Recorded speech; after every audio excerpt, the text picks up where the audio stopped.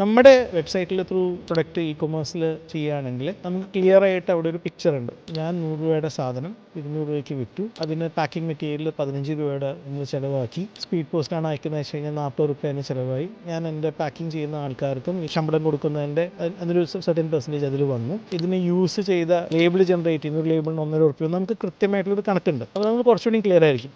Market പ്ലേസിൽ എങ്ങനെയാണെന്ന് വെച്ച് കഴിഞ്ഞാൽ ബയ്യറിന് നല്ല രസമാണ്. India sales, great Indian sales, ഇപ്പോൾ ഫ്ലിപ്കാർട്ടിൻ്റെ പുതിയ ട്വിൻസിനെ വെച്ചിട്ടുള്ള ഒരു അഡ്വർടൈസ്മെൻറ്റ് ഫ്ലിപ്കാർട്ടിന് വരുന്നുണ്ട്. അപ്പോൾ ഇവർ ഈ മാർക്കറ്റ് പ്ലേസിലൊക്കെ എപ്പോഴും ഓരോരോ അവരുടെ ബിസിനസ് കൂട്ടാനായിട്ടുള്ള സെയിൽസ് ഉണ്ടാവും. ഈ സെയിൽസിനുള്ള ഡിസ്കൗണ്ട് ഒരിക്കലും അവരുടെ സൈഡിൽ നിന്നല്ല വരുന്നത്. ഈ ഡിസ്കൗണ്ട് പോകുന്നത് സെല്ലറുടെ സൈഡിൽ നിന്നാണ്. ഇത് പലപ്പോഴും നമ്മൾ കാൽക്കുലേറ്റ് ചെയ്യുന്നതിൽ മിസ്റ്റേക്ക് കിട്ടും. മാർക്കറ്റ് പ്ലേസിൽ 200 രൂപയ്ക്ക് ഒരു സാധനം വെക്കുമ്പോൾ നമുക്ക് 130 രൂപ കിട്ടിയിട്ടുണ്ടെങ്കിൽ ഫെസ്റ്റിവൽ സീസണിൽ അല്ലെങ്കിൽ സെയിൽ സീസണിൽ ചെയ്യുമ്പോൾ ചിലപ്പോൾ 130 പകരം നമുക്ക് കിട്ടും 95 രൂപയായിരിക്കും. ഭയങ്കര ഫ്ലക്ച്വേറ്റിംഗ് ആണ് അവിടെ. അപ്പോൾ അതനുസരിച്ച് നമ്മൾ വർക്കൗട്ട് ചെയ്തില്ലെങ്കിൽ കയ്യിൽ പോകും. അപ്പോൾ അത് കാരണം കൊണ്ട് ഈവൻ ഒരു 25 പൈസയുടെ ഒരു സ്റ്റിക്കർ ആണെങ്കിൽ കൂടെ നമ്മളതിനെ കാൽക്കുലേഷനിൽ നമ്മൾ എടുത്തിട്ട് വേണം ചെയ്യാനായിട്ട്.